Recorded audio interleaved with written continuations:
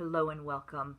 I am Maria Kliavkov, and I am the director of Healthy Mourning Revolution and the Healthy Mourning channel and healthymourning.com because I'm a firm believer in healthy mourning. I'm a firm believer that the way that you move through the grief journey and the grief process is that you consciously convert grief to mourning, that you lean in and lean on your grief and allow the grief to guide the way. And in the conscious choice to convert your grief to mourning, so do you come out the other side. And I am the shining example of that because 3 years ago today, my mother died. And I would have never imagined the journey that I would be on. In the last 10 years, starting with my father's death, I've suffered 7 losses, and they've been staggering. They've been very close to me. But the one with my mother was the hardest, and by then I had already done a whole lot of studies. I studied with Dr. Alan Wofelt. I have my Death and Grief Studies certificate with the Center for Loss and Life Transition, and when you go through it, none of that matters, right? And so knowing what to do is kind of the booby prize. You have to be willing to give yourself the permission to do that which your insides are asking you to do, and you have to learn for yourself how to convert your grief to mourning.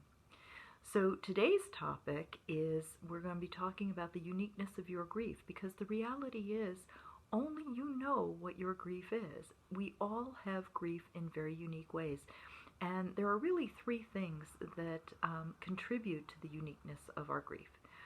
Number 1 is the uniqueness of who we are and how we process information and how we handle information that's coming to us.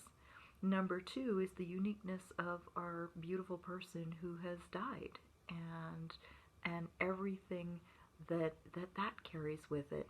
And number 3 is our unique relationship with that person.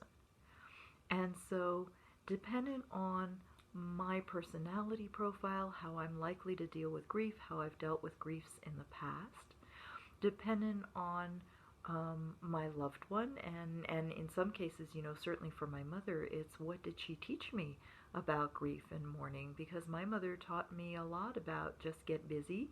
She upheld a lot of the myths of grief. She did not deal with her own grief. She would bury and carry it, and so she taught me to do that. So what did we learn from that person about how to walk through grief? Or what have they told us before they died about how they would like us to walk through this grief? Have we had that conversation with them? And then what was our relationship with them? And was it a complicated relationship? Was it a loving relationship? Was it a difficult relationship with it? All of these things contribute to the uniqueness of your grief. You are the expert on your grief. And so it is very much for you to find your way through it by listening into your grief. But that's not easy to do, particularly in a society that continually teaches us to bury and carry our grief, rewards us even for burying and carrying our grief. A society that believes that grief is an event. Well, it's not. Death was the event. Grief is the process that follows. Grief is a very sacred process, and it is one that has ups and downs and many rewards for truly walking through it. 3 years ago, I felt like the rug had been pulled out from under me. I was scared. I was lost. I didn't know my own strength, and I doubted that I would ever find my way out of that black hole. It is a fairly short amount of time that has landed me to a place where 3 years later, I can look back on my mother's life with gratitude, with profound joy for having had her in my life, and appreciation for the strength that I've discovered in myself, and also, in part, excitement about what the future holds. That seemed impossible. Just even 2 years ago, that seemed impossible. So, if you're interested in learning more about healthy mourning and how to convert your grief to mourning and how to walk with grief with integrity, I would love to have a conversation with you. You can go to healthymourning.com and you can book a free consultation with me. You can sign up for our next free live launch and join us in the live launch. You can join our Facebook page, which is Healthy Mourning Revolution on Facebook. It's a closed group. You'll have to answer some questions to come in, but we'd love to have you there. Most of all, if you found us on this channel, I invite you to subscribe to this very channel and maybe even put a comment in and let me know what you think and what you'd like me to talk about. Every week I post 2 videos. I post a video about a particular topic, and then towards the tail end of the week I post a resource video where I review a grief resource that I think might be of use to you.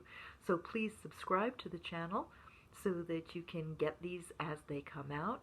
And also I encourage you to go over to my podcast, which is the Healthy Mourning Revolution podcast, and we'll put the link in the description here for that as well. And I invite you to come over there because every week I go a little deeper into the topic that I'm talking about here.